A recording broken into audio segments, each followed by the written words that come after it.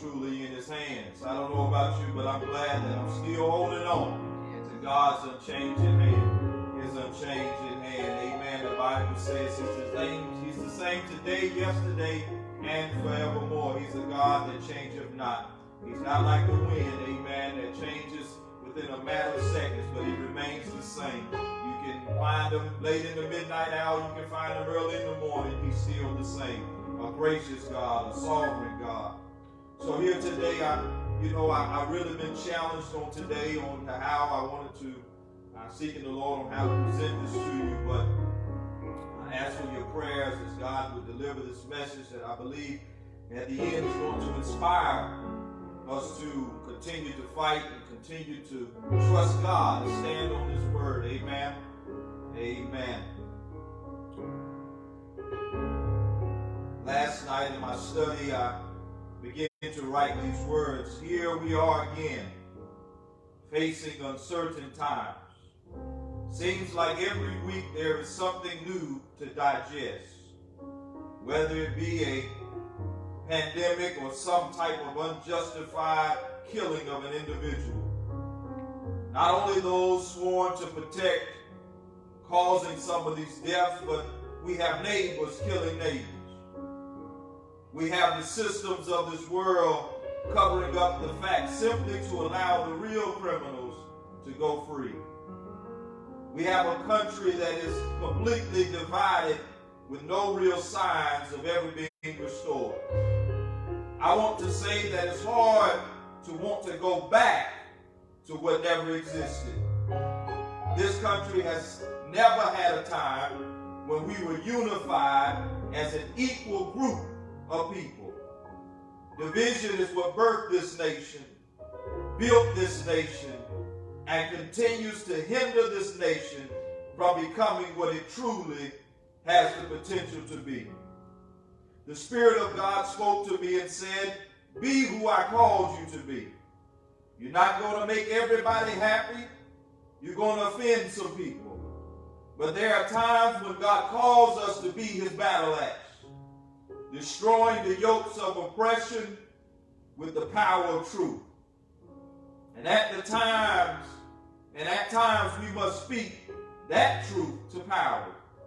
So I came to tell anybody that will listen that we have to realize that the alarm has been sounded. There has been a fire started that will not be quenched by prayers alone. Real change will need to take place. Black people and people of color in this nation have been crying too long. So long that it seems we have lost hope in humanity.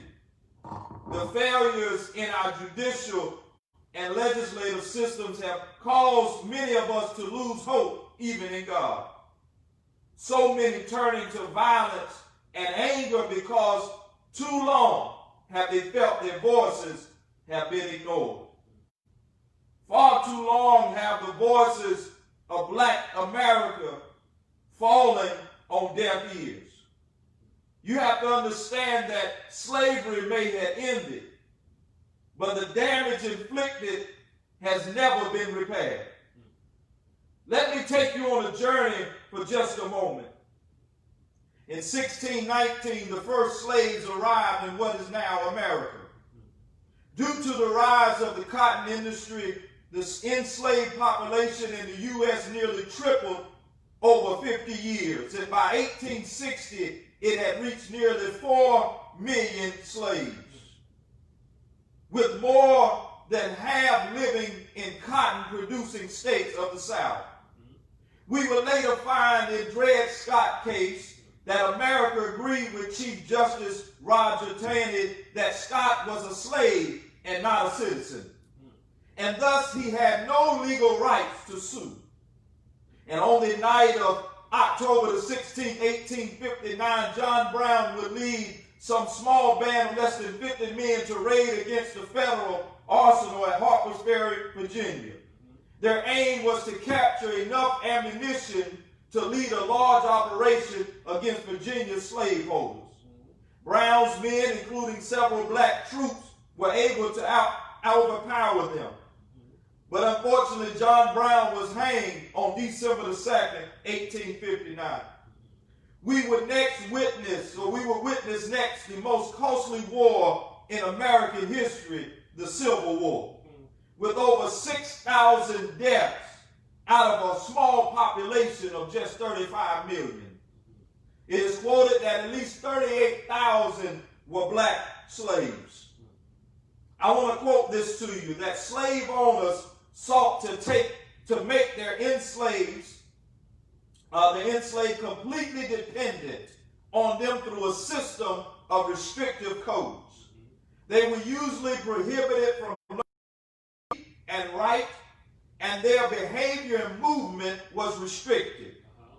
Many masters took sexual liberties with enslaved women and rewarded obedient behavior with favors, while rebellious enslaved people were brutally punished.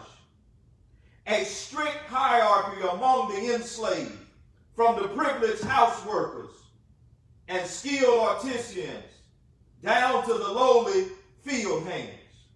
This helped keep them divided and less likely to organize against their slave masters.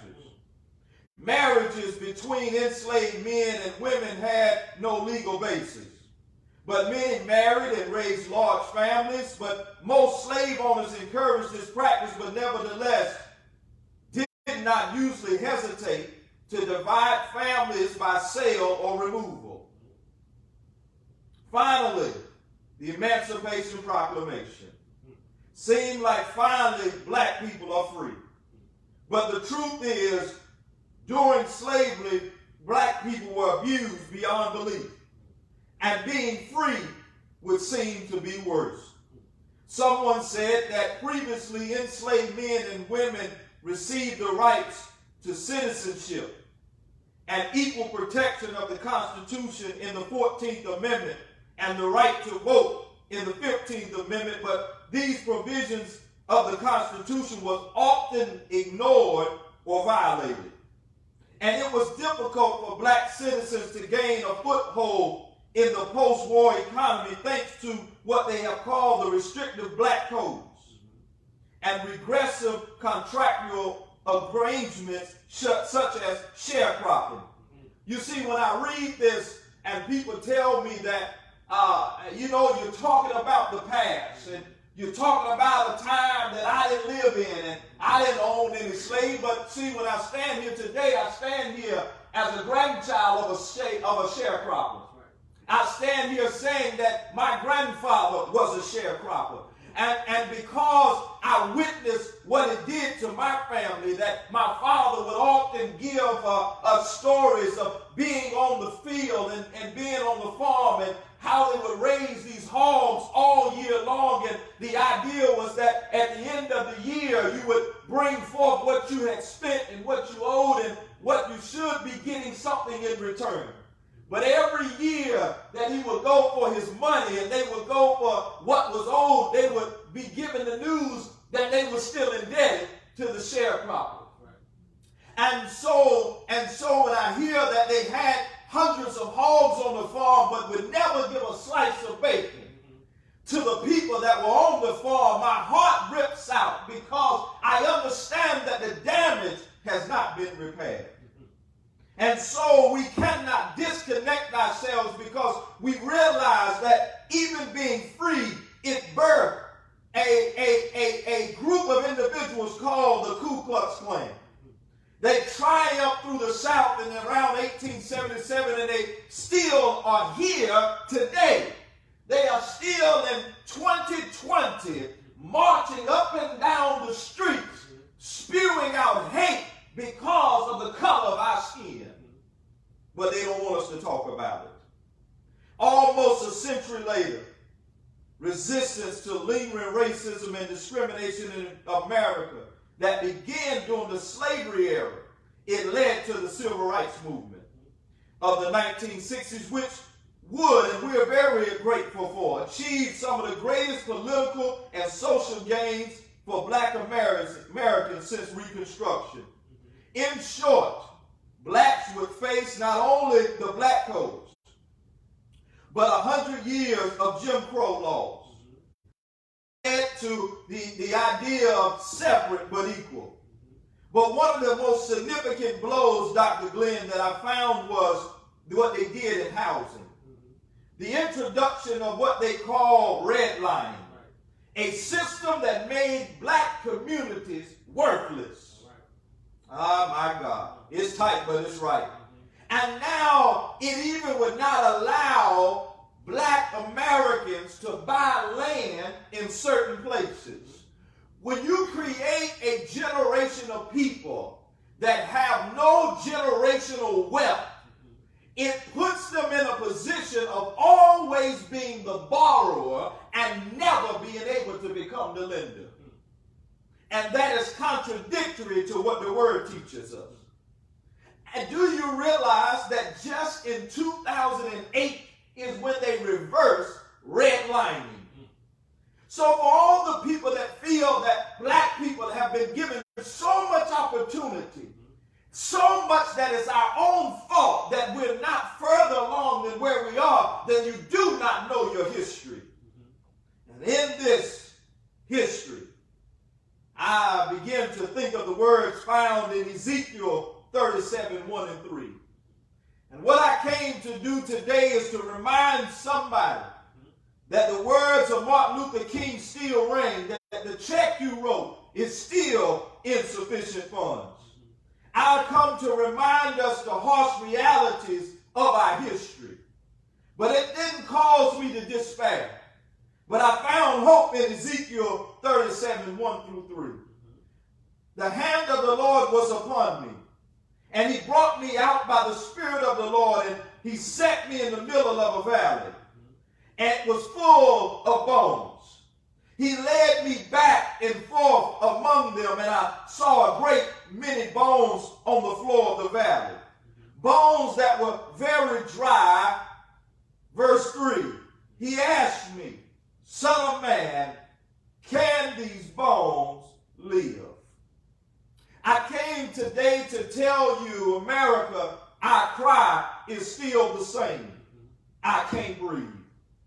I came to tell you, black America, we can live again.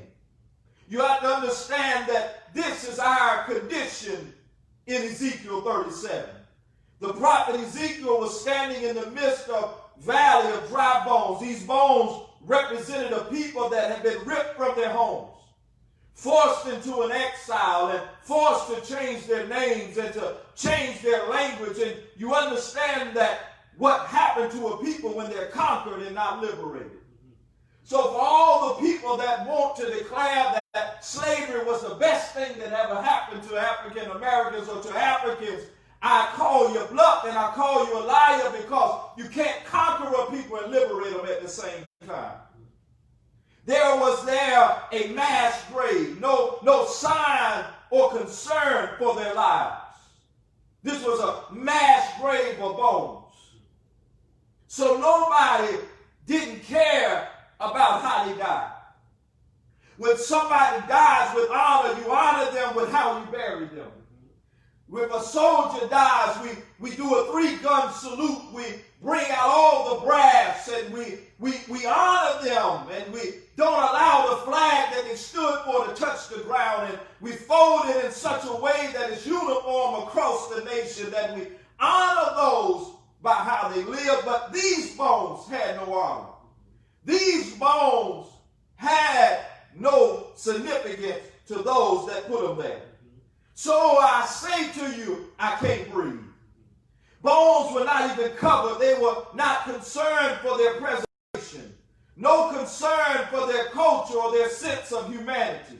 Treated less than human, or even as a disease that should be tossed out aside and not remembered for its influence on the people. I can't breathe. This was a vast grave. Someone said that 1 is a tragedy, but 1,000 is simply a statistic.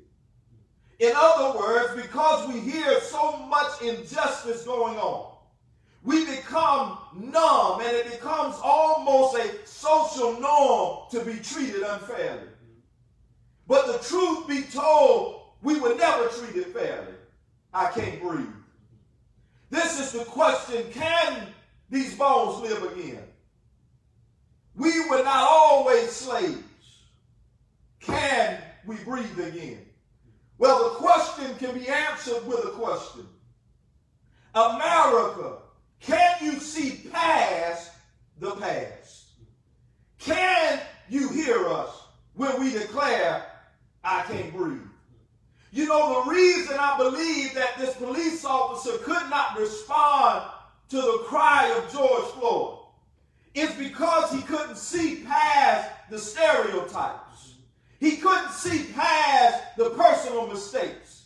He couldn't see past the alleged crime. He could never see past of what America has made being black so that he could hear the cry for help. This is the problem I have with my black sister, Candace Owens, that says that because he was a criminal, he should not be martyred. But what she doesn't understand is the same thing that this officer couldn't understand, but it is what God does for us every single day. He looks past all of our faults, and he identifies our needs, and then he supplies our needs according to his riches and glory, not according to our merit, not according to how we live, but according to the grace that he came in. So what it was the officer's job to ensure that he protect not only the community, but the life of the individual that was in his care. But what he couldn't hear is, I can't breathe. So this man lay on the ground with a knee of what many believe an oppressive knee, declaring, I can't breathe. But nobody responded. Nobody stepped in. Nobody could see beyond another black man, another criminal, another thug, another dry bone. But if they would just have listened to the cry, I can't breathe, cities would not be burning. People would not be turning on one another. Communities would not be torn apart. Black boys wouldn't be further instilled with the idea to fear and rebel against authority. In closing, we are saying, America, we are tired of your knee on our neck. I can't breathe. I'm tired of working harder than anybody and everybody on the job, but I still can't breathe. I can't breathe. We're tired of having some of the best schools, but because they're historically black schools, we can't get a job. I can't breathe. We're tired of having to change our names and change our hair and change our language and change our culture, and still you can't hear us when we cry, I can't breathe. So we're not asking anymore. We command and demand that you take your knee off our necks. We demand the respect and the dignity that we earn and therefore deserve. We're tired that we have fought in every American war and yet are still labeled as the ones disrespecting the flag. I can't breathe. We're just tired of being sick and tired. So I want to prophesy to you today. You can live again. Black man, you can breathe. Black woman, you can breathe. Breathe Ahmaud Arbery. Breathe Breonna Taylor. Breathe George Floyd. Breathe Manuel Ellis. Breathe Eric Garner. Breathe all you others. And the thing that we must realize today is we have to learn how to breathe. And how do we breathe if we're just dry bones? We'll breathe every time we stand up against any injustice. MLK said it this way: an injustice anywhere is a threat to justice everywhere. We are caught in an inescapable network of mutuality, tied in every single garment of destiny, that whatever affects one, it affects all indirectly. If they can't breathe, then we should be filling the chokehold ourselves. But I refuse to live like this. I refuse to live with a foot on my neck or a knee on my neck. And although they can't breathe, I will breathe. There was another that they couldn't see past his appearance.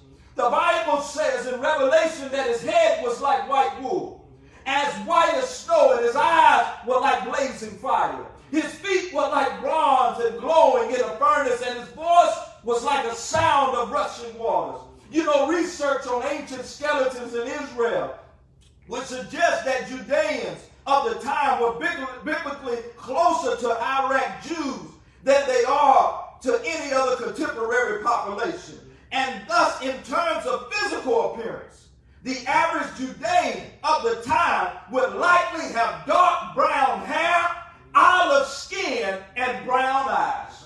But because they could not see past his dark skin, maybe, or they couldn't see past that he said, I am the Messiah, they couldn't see that this short, ruddy fella was actually a king of kings. They put their knee on his neck and they drug him up Golgotha Hill. So, Candace Owens, I want to remind you that they thought Jesus was a criminal. They said that he should be locked up and crucified. But I want to let you know Jesus is not a martyr, because Jesus is alive and well. Jesus went on Golgotha Hill and he died for us. And what he did was, when he got up, he said, I can breathe again. And the Bible teaches us when he got up and took another breath, that all power was given unto him in heaven and in earth. And I wish I had somebody today that would join with me and tell the people of God, you can breathe again. You can breathe again.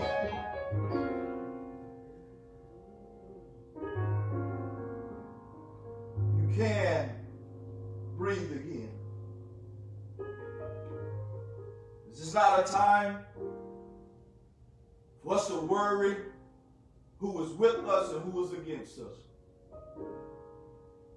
Will this person visit my church anymore? Will I lose a sponsor? Will I lose a customer? The Apostle Paul said, if they leave, they were never with us.